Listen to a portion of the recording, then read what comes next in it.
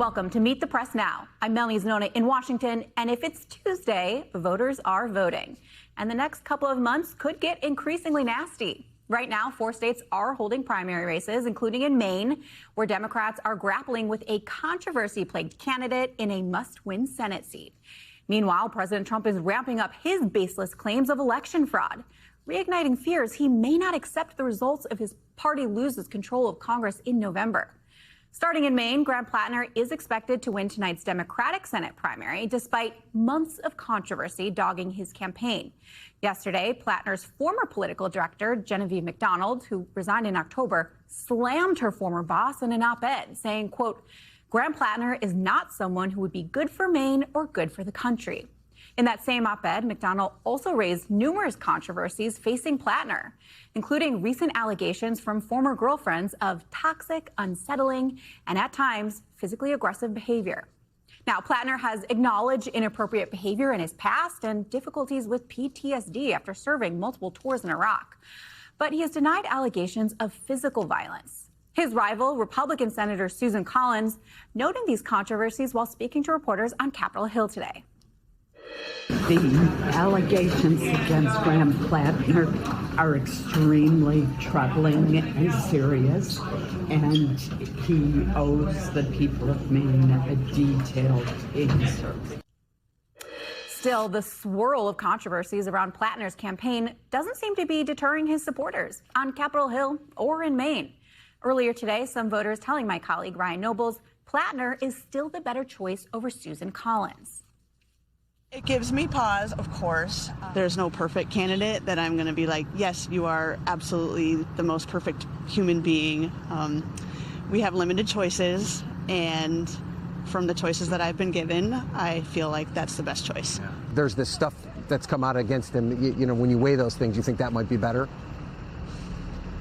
Well, we'll see. You know, who knows what the future will hold, but what we got now ain't working. I hate saying this, but sometimes I feel like it's the lesser of two evils when you come to these things. It's still tough, but, you know, the good thing about elections is if he doesn't own up to it and keep his word to the state of Maine, we can vote again in a couple of years. Today's elections come as votes are still being counted in California from last week's primaries. One of the spots in the governor's race still uncalled. But Democrat Nithya Raman did edge out Republican Spencer Pratt to advance to the general election in the Los Angeles mayor's race. The slow process, which we should note is typical for the state, is driving baseless fraud allegations from the president and even top Republicans. The president continuing to rail against California's elections on social media, calling them, quote, rigged and crooked, after he walked out of his interview with my colleague Kristen Welker when she pushed him about his fraud claims on Friday. Meanwhile, on Capitol Hill, Republican leaders bolstering those claims with their own skepticism. Here's Speaker of the House Mike Johnson. I think California is playing around with this. But what evidence is there to prove that there was Look, some of these efforts are so diabolical and so far upstream it is impossible to prove. But I think everybody knows instinctively something is wrong here, and that's a concern. Joining me now is our NBC News team, Chief Data Analyst Steve Kornacki at the Big Board, Chief Capitol Hill correspondent Ryan Nobles on the ground in Maine, at the White House, Chief Justice and National Affairs correspondent Kelly O'Donnell, and with me on set, national political reporter Ben Kamazar. A lot to dig into here. I do want to start with Steve at the Big Board. Let's get to today's races later, but first, walk me through that call in the LA mayor's race. Yeah, I mean, look, the story since election night itself, when at the end of election night, Spencer Pratt was in second place, the incumbent mayor Karen Bass was in first place there. The story since then has been that the late arriving, the late counted, late processed vote by mail has been overwhelmingly Democratic, and it's been particularly good for Nithya Raman. And so each update that we've been getting since election night has been very favorable to Raman, has been very tough for Pratt. She had a pretty big gap that she had to erase there coming out of election night, but with each update over the past week, she'd be getting closer and closer. She passed him about 2 days ago. Raman climbed just ahead of Pratt. Yesterday's update, she beat him again by about 20,000 votes in that update. So her margin over Pratt, you can see, has now climbed. It's nearly 3 points. It's over 20,000 votes. There are still some votes to come in here, but that trend, that trajectory, there's no reason to expect that in the next update, as they continue to go through that sort of late arriving, that late vote by mail, that it's not going to similarly favor Rahman, and in fact probably going to open up even a bigger margin between her and Pratt. So enough there certainly for Rahman to advance to that general election against Bass, and again probably ends up being by an even wider margin over Pratt than you see right now. And Steve, what are you watching for tonight across these various primaries? Yeah, no, look, I think Maine really is the big story here, and it's a question about what kind of message Democratic voters are sending. Remember, Graham Platner sort of assumed to be the nominee here, but he does have some opponents on the ballot. David Costello's name is on the ballot. He actually ran as the Democratic nominee for U.S. Senate in Maine in 2024. But remember, Angus King, the independent running basically with most of the Democratic support, won that race easily. Costello only got a little bit more than 10% of the vote. Janet Mills, that's the big name. She's the governor. She was originally running against Platner in the primary. She suspended her campaign during the spring, but in the last week, pointedly, she has made clear to the public that her name is still on the ballot. They are welcome to vote for her if they want. There's also another candidate who is a registered write-in candidate. So I think the question really here is, say, what kind of message are Democratic primary voters sending here? Is there a signal from them that they're squarely behind Platner, that that the controversies of the past week have not given them pause, or are they using this primary as a way of signaling that they have concerns themselves about Platner? So where would you kind of set the bar for this? Well, look, it's sort of a subjective question, but I think one thing that's worth pointing out is that there was a poll taken about 2 weeks ago. It was after Mills had withdrawn from the primary campaign, and it was before this latest barrage of scandal around Platner. And what did that poll show? It's from the University of New Hampshire, and it had Platner running at 76%. Okay, and then the combined other names on the ballot getting just over 20%. So he was getting about 3/4 of the vote when it looked like he was on a glide path to the nomination, and the party seemed to be in sort of consolidation mode behind him. So I'd use that sort of as a benchmark tonight. If he is somewhere in that range or certainly above it, you know, that's a pretty resounding signal, perhaps, of the party still pretty united behind him. But if his number starts to drop from that significantly, I think that might be an indication that in the final days, final week or so of this campaign, you did have Democratic primary voters moving away from him and sending a signal that they share some of those concerns. And one other thing to note on this race, too, by the way, the early voting did begin about a month ago, and there were tens of thousands of votes that already had been cast in this primary, again, before this last round of controversy for Platner. So he also probably banked some votes in that period, too. Really important context. Steve Kornacki, thank you. I want to head up now to Maine, where Ryan Nobles is. We heard some of your conversations with voters at the top of the show, but Ryan, what else have you heard from folks on the ground? Yeah, it is interesting, Melanie, to actually be here in this state and talk to voters about their feelings and their thoughts about Graham Platner. And we definitely sense a voter base that is conflicted about all of this. They don't necessarily feel comfortable with these allegations against Graham Platner, but they also very much like him as a candidate and his policies. I'm talking specifically about Democratic voters. But we did talk to one woman in particular whose number one concern is making sure that Susan Collins no longer represents her in the United States Senate. She's not necessarily thrilled with Graham Platner, and she was going through a bit of an existential crisis as she walked into the voting booth this morning. Take a listen to what she told us. If I really thought Mills had a chance, I may vote for her just as to give Platner a message that not everybody is really for him. Yeah. I mean, as a Democrat, then, I mean, are you concerned that if he's your nominee that you might have a hard time winning the seat? Yes. So if Platner it doesn't seem as though he's on track to win. Do you still feel comfortable voting for him in November? Do you feel like... I would definitely. Yeah, I will not vote for anybody who is not a Democrat. And that woman, Judy, was her name. She really kind of encapsulated most of the conversations that we had with Democrats, that at the end of the day, they view it as a binary choice. They certainly don't approve of some of the accusations against Graham Platner, but most either forgive him or believe that he's heading toward a road of redemption, and they still like him better than Susan Collins.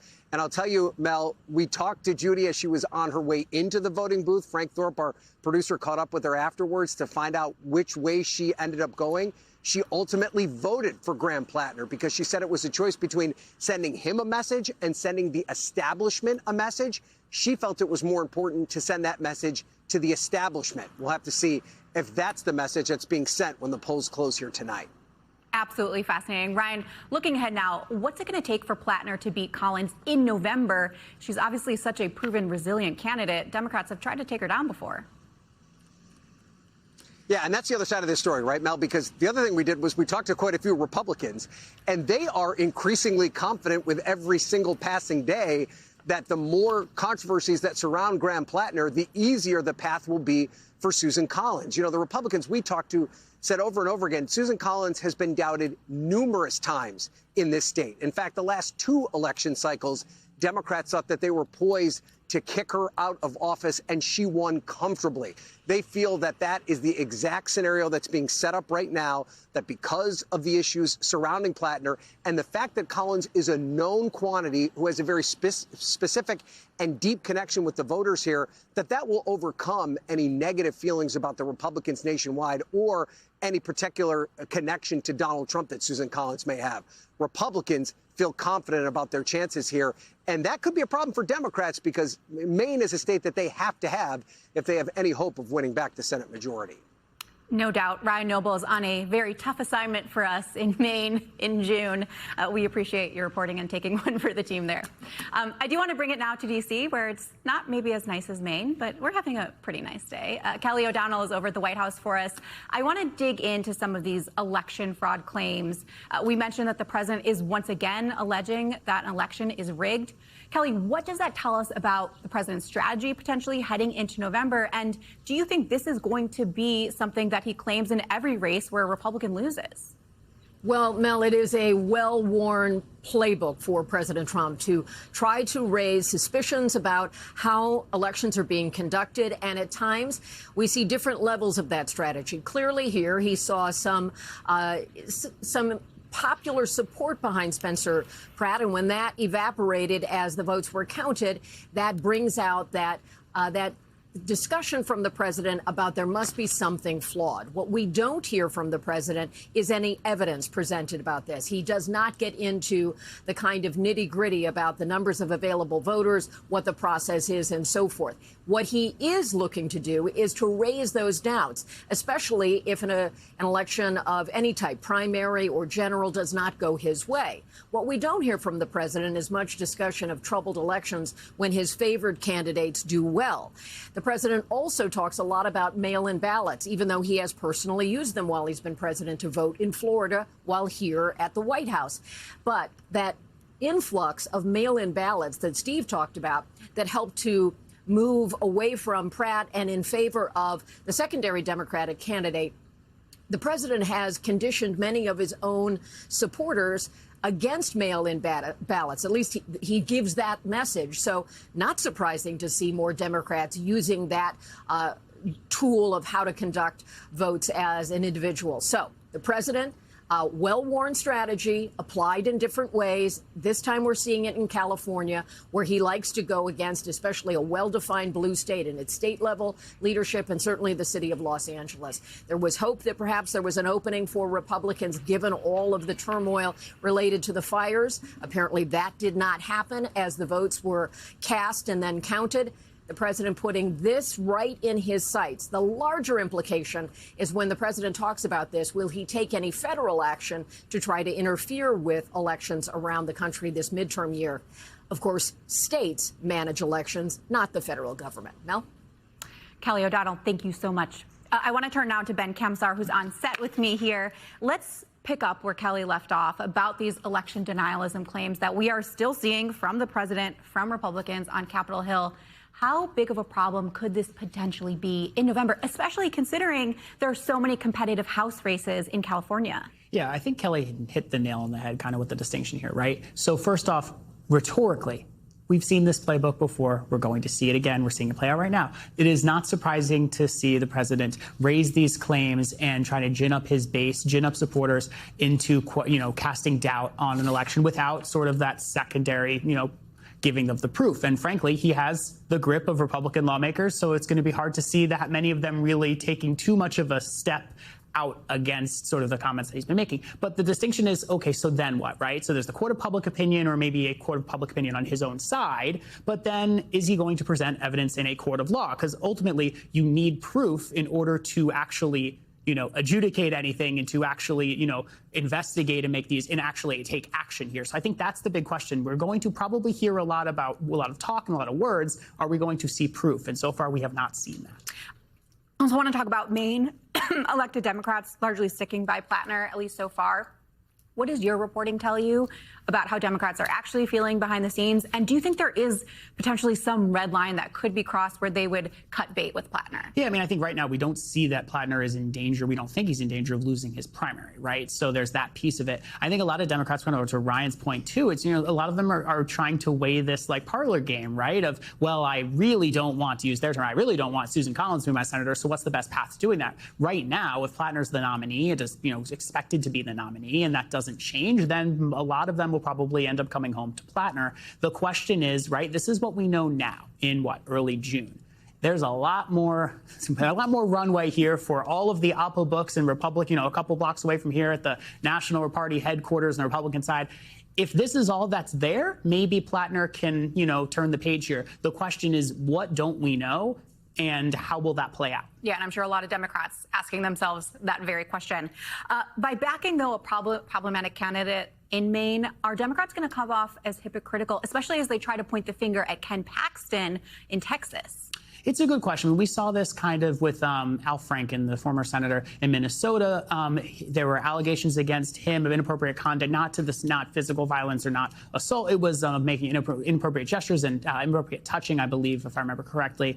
And that was coming at the same time as some very different and very serious allegations against Roy Moore, the Alabama Senate candidate. Then some Democrats thought that it would be a good idea to distance themselves from Franken, to basically say, we're going to deal with our own House and look at Republicans over here not dealing with their own House, right? So you have seen that in the past. Ultimately, though, I don't think it's going to matter that much as far as this goes, because there's going to be so much money, hundreds of millions of dollars spent in these races to fight these fights in the races. I think ultimately it's going to be about the candidates themselves in those states and less about a bleed over effect maybe from one state to the other. And quickly, is there a path for Democrats winning back the Senate without Maine? Without Maine? Boy, I don't know. I don't think so. I mean, you have to think about this is a state that Democrats need to win. If they're going to need to win states like Maine and then push into pretty decently Republican territory, states that Trump won by 10 points. So I don't think that there really is a path if you take off one of the lower hanging fruits off the board.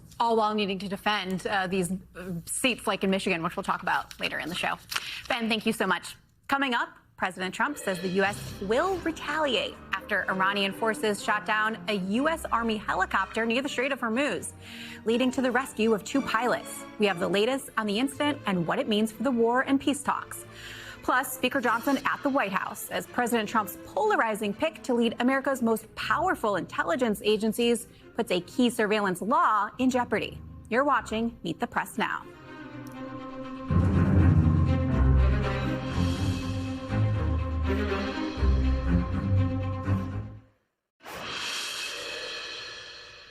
Welcome back. Turning now to breaking news out of the Middle East. President Trump is blaming Iran for shooting down a U.S. Apache helicopter that was patrolling the Strait of Hormuz.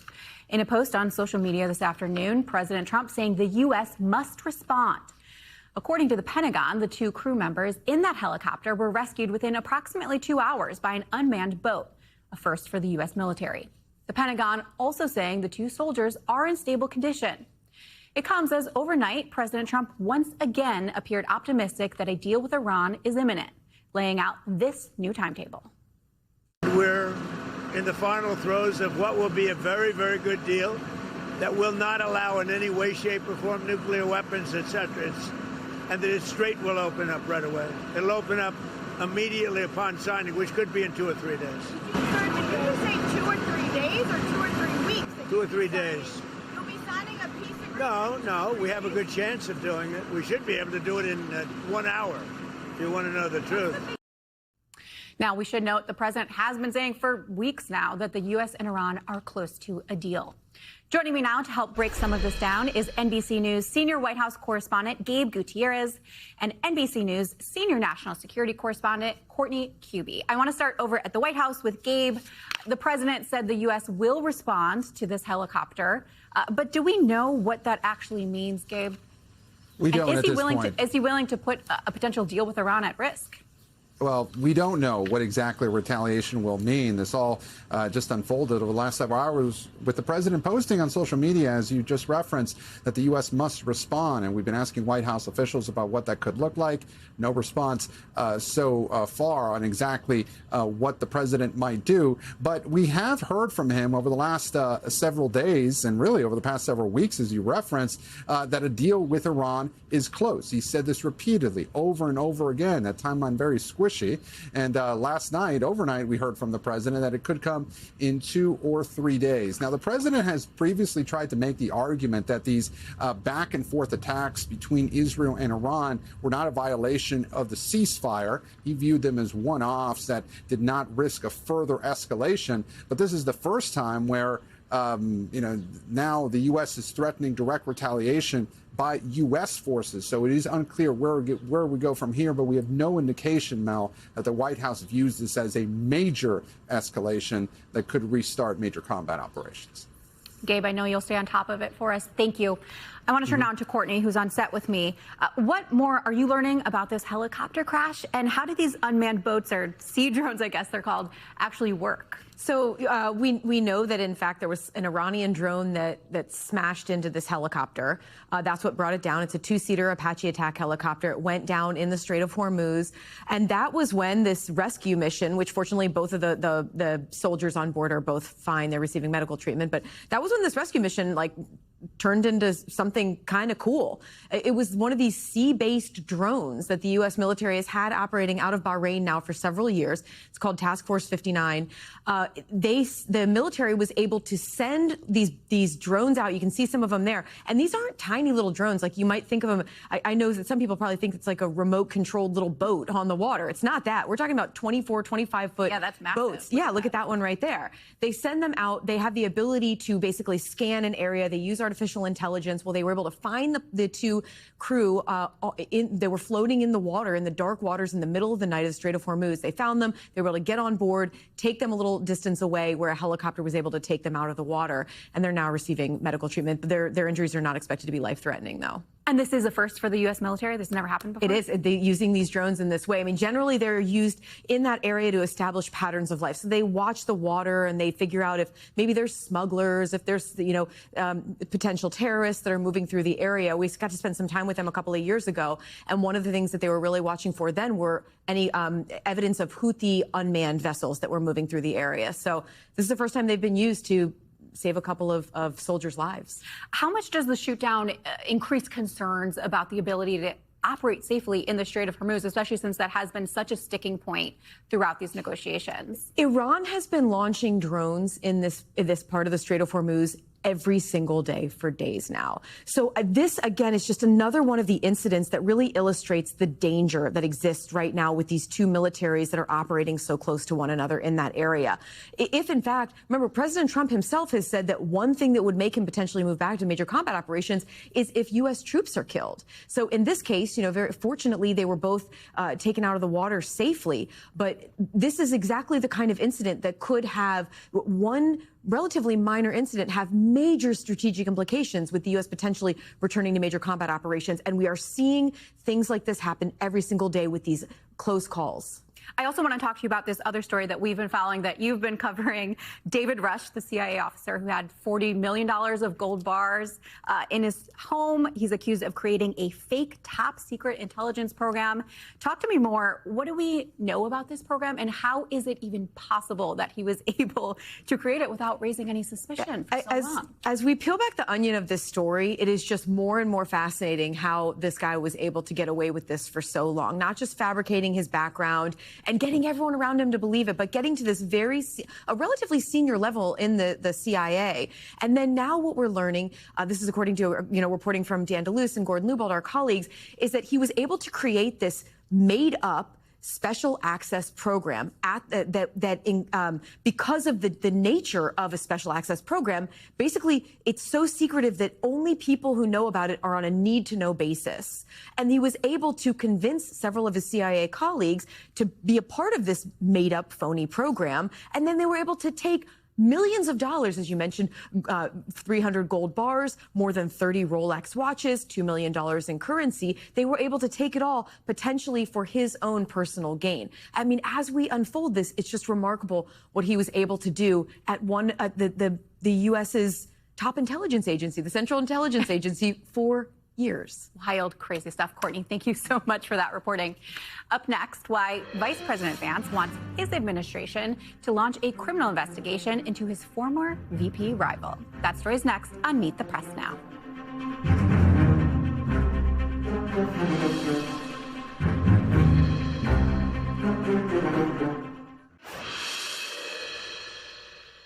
Welcome back. Congressional reauthorization of a critical but controversial surveillance tool is in jeopardy right now, just days before it's set to expire.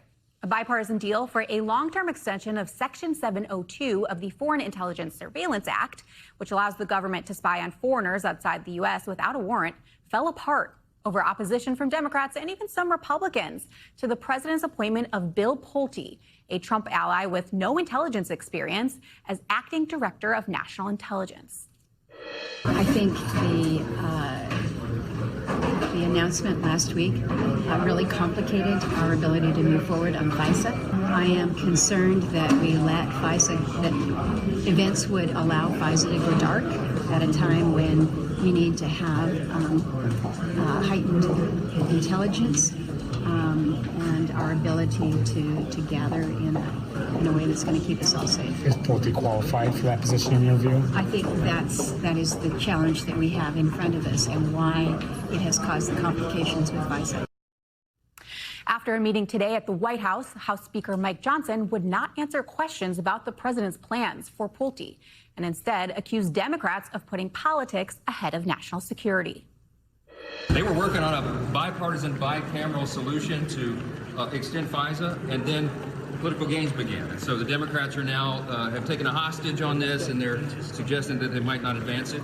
We're hoping they can get that together. We cannot allow FISA to go dark. It'd be a dangerous prospect, and I think everybody who is reasonable understands that. Will he dump Pulte? Will he dump Pulte? I'm not going to speak for the president, and I'm not going to talk about anything that we discussed privately among the leadership here. But NBC News senior national political reporter Sahil Kapoor joins me now from Capitol Hill, where he has been following it all for us. Sahil, I want to start with that Trump-Johnson meeting. Is there anything more you can tell us about what was accomplished or not accomplished at that meeting? Mel, I'm told this meeting took place at the White House from late morning to early afternoon, that it was a long meeting, that it featured Speaker Johnson, President Trump, and some others in the administration.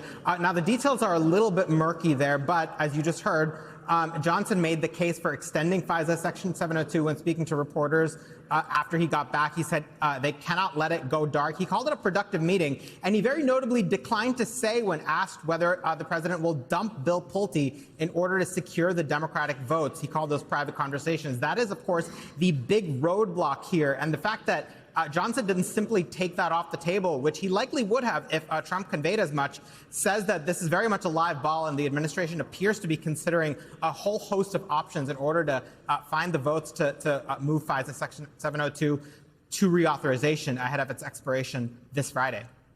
And Sahil, as you mentioned, the deadline is Friday. That's just 3 days from now. What do you expect will happen between now and Friday? And are there any other potential off-ramps to prevent this law from expiring? They need some sort of breakthrough right now, Mel. There is no path to getting it done. Democrats are firmly against renewing this extraordinary spying power while the president is putting, even on an acting basis, Bill Pulte, an ally who, as you mentioned, does not have experience in intelligence. He would have essentially the power to oversee Section 702.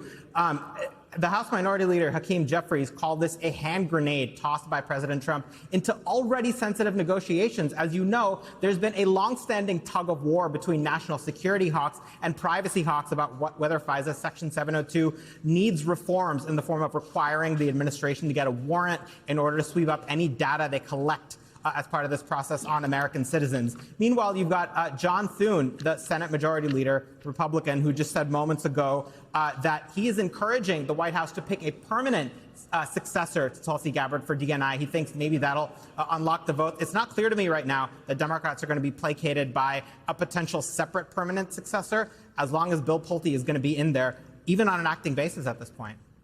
And Sahil, I also want to turn to reconciliation. The House plans to vote pretty soon, I believe, on reconciliation, which is also the Immigration Border Patrol bill that was passed by the Senate earlier this month. But there was some drama leading up to this evening's vote. Walk us through that. Yeah, so firstly, the final bill should be coming up for a vote here on the House floor in just moments. And yes, there was a little bit of drama. You know, this is the type of thing you would think is fairly simple and straightforward. This is simply funding ICE and Border Patrol at status quo levels as part of the appropriations process. No separate strings attached or no ornaments. But in these House margins, nothing is simple and straightforward. They struggled to get the rule passed when two Republicans, Chip Roy and Tim Burchett, originally withheld their votes. They ultimately got the rule passed by the slender margin of 213 to 211, meaning on the final vote, with the absences right now, even one Republican no could take the bill down. Now, the upside, Mel, is that 5 Republicans are not here. They could theoretically come back. So if they fall 1 or 2 votes short, they may be able to pass it later this week. But once again, these tiny margins in the House majority creating more problems for Republican leadership. To that point, Sahil, very quickly, do you think the bill is actually going to pass? It seems so, because Chip Roy told reporters that they were trying to work out some issues. They were trying to resolve the problems, and he indicated that he's very likely to support this bill. Sahil Kapoor, thank you. Turning now to the Justice Department and Vice President Vance urging the DOJ to investigate his rival from the 2024 election. The vice president referring Minnesota governor and former vice presidential candidate Tim Walz to the DOJ for a criminal fraud investigation in connection to social services programs. Vance also pushing for the Justice Department to investigate Minnesota Attorney General Keith Ellison. The vice president saying on social media, Minnesota state officials are not above the law, and if they facilitated fraud, lied under oath about what they knew, or harassed and intimidated whistleblowers, they must face justice. Vance says his referral was prompted by a report by the House Oversight Committee published yesterday that claims Walz and Ellison were aware of fraud in federally funded Social Security programs. They did not take steps to stop it. In a statement to NBC News, Ellison said the allegations were unfounded and a political stunt. Walz has dismissed past allegations against him as politically motivated. After the break, meet the candidate. Michigan Lieutenant Governor and candidate for Secretary of State Garlin Gilchrist joins me on set as Democrats grapple with issues tied to election integrity and redistricting. Keep it here. This is Meet the Press Now.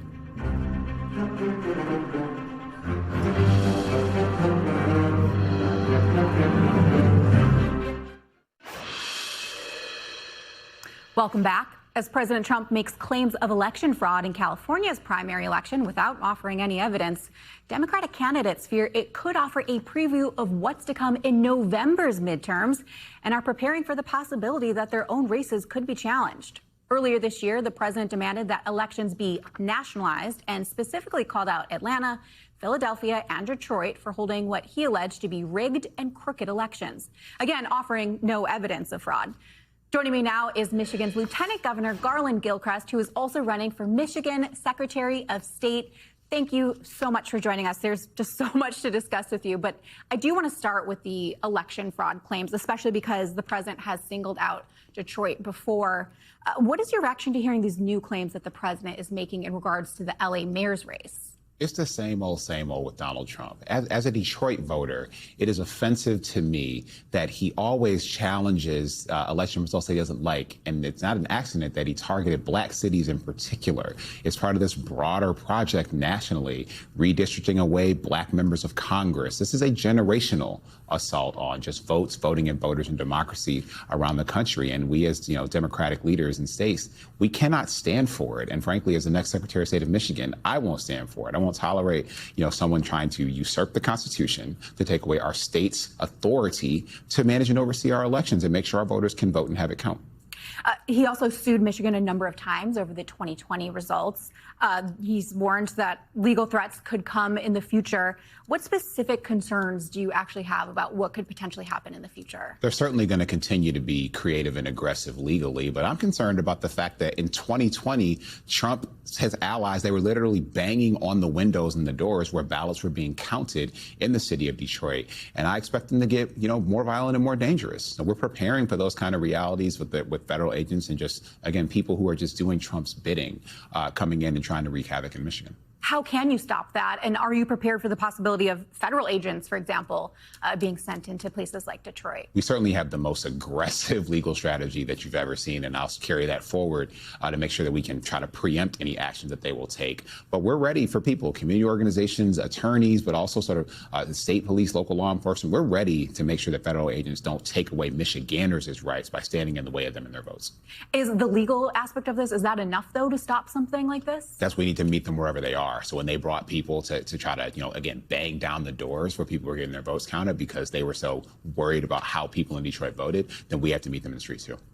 This has become a part of your campaign for Secretary of State. And to be honest, I think 10 years ago, us covering something like a local Secretary of State race probably wouldn't have met the bar for national coverage. But it is because of these continued election fraud claims that the president continues to make.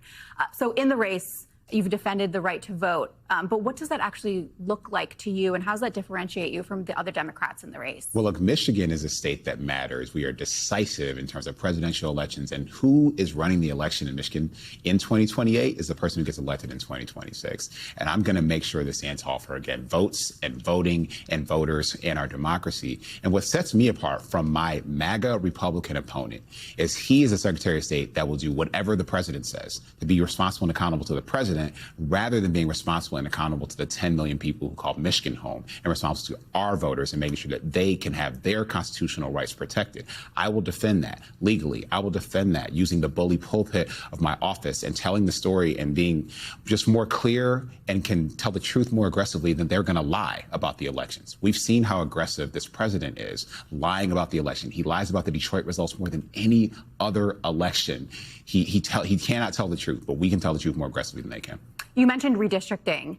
There was a Supreme Court ruling that gutted the Voting Rights Act, enabling a lot of states, particularly in the South, to redistrict. Do you think that blue states should take advantage of that and redistrict in their own states? I think that blue states have already tried to step up and to meet this moment and this challenge, and we have to fight this fire. I mean, look, they are specifically attacking not just Democratic seats, but Democratic seats that are held by black members of Congress, trying to gut the CBC as well. That is gutting the conscience of the Congress. That is not an accident. This is a moral threat to how our nation moves forward. And so, again, election officials have a responsibility. Democratic leaders in blue states have a responsibility. And in a state like Michigan, we're going to make sure we protect our voting rights.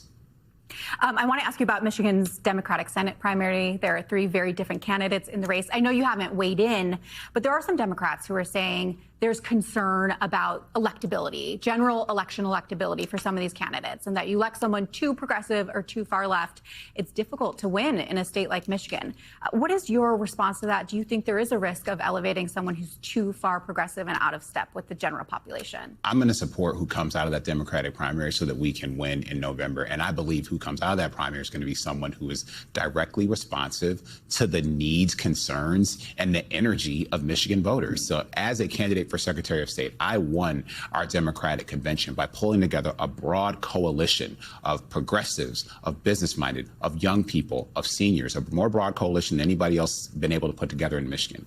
That coalition is the foundation of our victory in November. And that is grounded in the fact that as Lieutenant Governor, I've been to all 83 counties of Michigan at least 3 times, listened to people, responding to them, delivering results from them, and making sure they know that I'm going to stand up to this president. That is what people want from our candidates up and down the ticket for every office. I'm going to deliver that as Secretary of State, and I'm going to work together with all of our other nominees to make sure we win in November. While I have you, I do want to ask about AI and data centers. You were a former software engineer, yes, I understand. Yes.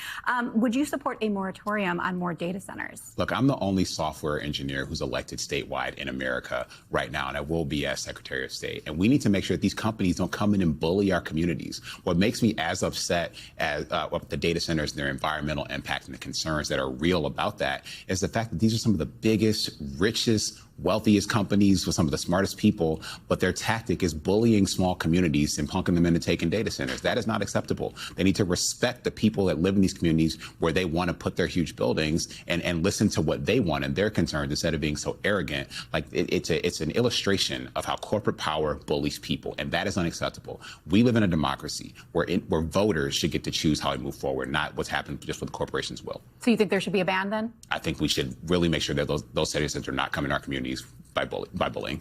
Lieutenant Governor, thank you so much for joining us. We really appreciate it. Thank you for your time. And the panel will dig deeper into the state of play ahead of the midterms. Keep it here on Meet the Press Now.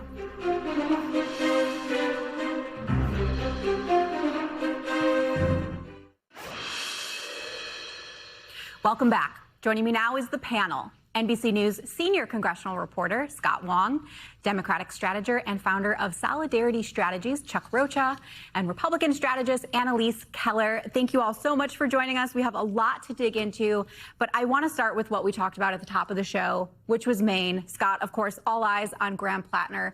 What are you looking out for tonight? And is there a margin that he needs to achieve in order to have what is considered a successful night for him? I think his number needs to be overwhelming. It needs to say to voters and to the political community, look, I'm in charge here. I'm dominating this race. I think it's interesting when we look at polls that have recently been conducted here. There was an internal poll that Graham Platner put out that showed him at 64% over primary challengers. There was a University of New Hampshire poll that put him at 76%. If he's hovering around those 60 to 70% numbers, I think he's in good shape. If it falls closer to a simple majority, 50%, I think he's in real trouble. And you think it could spark some nervousness among Democrats? Well, I think it's interesting that, Janet Mills, as we've discussed, has, she says, oh, look, I've suspended my campaign, but with a wink and a nod saying, hey, voters, I'm still on the ballot. Yeah. And sticking by him, though, Ro Khanna, Bernie Sanders, two prominent progressive lawmakers on Capitol Hill. Platner and Khanna, just put out a video. I want to play a portion of that. What do you say to someone that says, oh, Ro, I agree with Graham's policies. I'm glad you're going there. But, after the stuff coming out, my granddaughter. What do you say to someone like that? If you believe in transformational politics, you need to believe in the ability for people to transform. And I came out of the infantry at a time where, you sucked it up. Were you getting help or no? No, God, no. Which is why I was self-medicating. I thought that video was so fascinating. It seemed like it was an attempt to sort of soften his image. But, Chuck, is there a risk for Democrats that it looks like they're giving him a pass for misconduct? I think you weigh that against in winning an election on who he can invite back to the party and who he turns off. Like, I am a pragmatist. I'm paid to win elections, and the way you win elections is getting the most votes, and you come up with a scenario to do that. So I think Democrats are staying steadfast for the time being. To Scott's point, if he doesn't get 60, 70, or 80% today, it becomes a cautionary tale because there's a certain amount of the electorate that may be turned off by this. But what we don't talk about is there's a whole group of people that are motivated to vote against or vote for something that's not the establishment, that's outside of the norm. People are tired of doctors and lawyers with good ties and suits, and they're looking for regular people. And guess what? Regular people have a lot of flaws, and I think the one thing that he has going for him is that he's looked into the camera and said, I'm a flawed man. I'm not perfect, and I'm ashamed of what I was back then when I came home from war, and I was messed up. There's a lot of people that gravitate towards that. Not saying there's a small group of people that it turns off as well with other things. Those are the two conflicting narratives. Do you think he needs to do more, though, than just videos like that? I think he's went and done 80 town halls, and in Maine, that's a lot. As a guy who's run a presidential campaign, as a guy who's run Senate campaigns, if you've done 80 town halls in Maine, that's a lot of talking to people. Annalise, obviously, the other factor here is Senator Susan Collins. She's been so hard for Democrats to beat. So far, though, it's kind of interesting. She has avoided really going after Platner that hard over these allegations. Do you think that as we shift into the general election, that strategy will change? It might. I mean, there's obviously going to be a lot of outside forces that'll come in and do some of that fighting for her. She hasn't really had to do anything at this point. I mean, he's done it to himself. She's really sat back. And I do want to go back to that video that you played. He is really deflecting to say this happened years and years ago. I mean, these allegations that we're talking about, this was in his current marriage that a year and a half ago is when these allegations were coming up. So I think that is really what's difficult for people to wrap their heads around. I think they understand that people are flawed, but they're looking at this person saying, hey, you told us there was nothing else out there. You're a changed person. You are this transformational candidate. Yet all of these issues, I mean, this platform that he was on to solicit with these women, that was active up until a very recent moment. So I think that's the disconnect that he's going to have to answer for. And while there might be people who are attracted to this, there are a lot of people who are going to stay at home. They're going to say, maybe Susan Collins is not the person that I want to vote for, but they're going to say Graham Platner has turned me off and he has too much baggage and I don't trust his judgment. And because of that, I'm going to just stay away. There's no one, this is not a presidential election. There are people who just generally don't vote in midterm cycles. And I think that is where I'm going to be watching. Scott, I do want to turn to the election fraud, the election denialism. We are continuing to see that on Capitol Hill. I was pretty struck. Maybe I shouldn't be that surprised that the Speaker of the House yesterday perpetuated and bolstered some of these claims from the president. I mean, do you think this is something that Republicans should do more to distance themselves from? Or do you think at least the leadership, there's no upside for them in, pushing back on Trump? Well, we haven't seen Mike Johnson show any daylight with the President of the United States. I do think those comments are troubling, both from the president and from the Speaker of the House, to state without any sort of evidence that there's widespread fraud happening in the California elections. Let's just be very clear about what this is really about. In California, they accept ballots, mail-in ballots, or you can drop off your ballot all the way through Election Day. So those thousands and thousands of ballots are being counted. It's an effort to try to expand voting accessibility rather than to restrict it. So I just think it's important to state what the California rules are. And, the one conversation I will say I've had recently with a California lawmaker and a state attorney general, both Democrats, they were talking about some of this rhetoric to try to undermine the California election system. And the fear that they stated was that they fear that President Trump in the midterms is going to try to send DOJ in there to seize ballots. This is a real fear that Democrats on Capitol Hill and around the country are talking about, ahead of the midterms. And the House could come down to California. We've seen that time and time again. Really, it's going to be very close, yes. Yeah. Chuck, speaking of those California election laws, Congressman Ro Khanna, who I mentioned earlier, he posted something on social media I thought was interesting. He said, a close friend of mine is canceling his voter registration today. He is convinced Spencer Pratt was robbed of the election. Regardless, we need to figure out in California how we can get the vote counted faster and results tabulated so it does not drag on. I mean, do you think he's right here?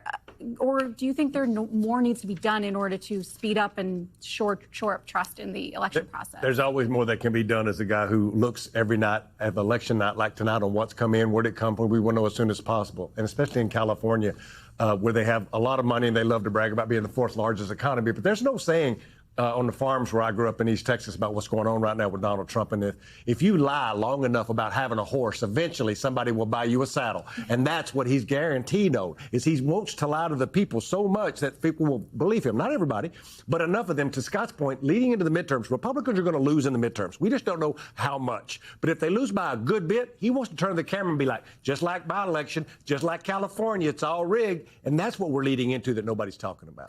I also want to get to South Carolina. There's also primaries there. Lindsey Graham is trying to fend off a runoff. He's up against a MAGA candidate who's really going against him over his support for the war in Iran.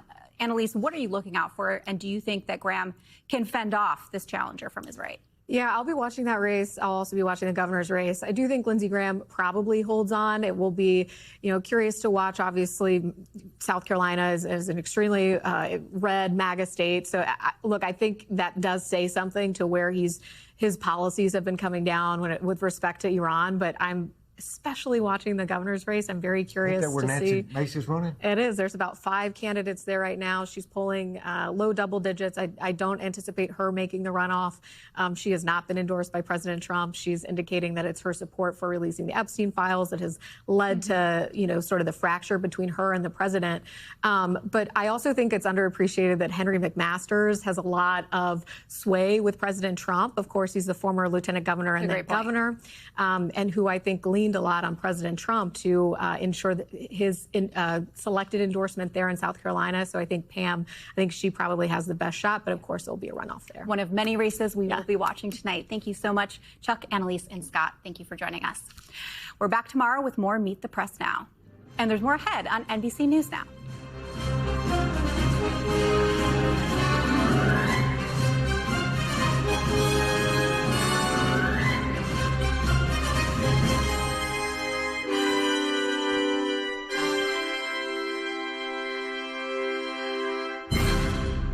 We thank you for watching, and remember, stay updated on breaking news and top stories on the NBC News app or watch live on our YouTube channel.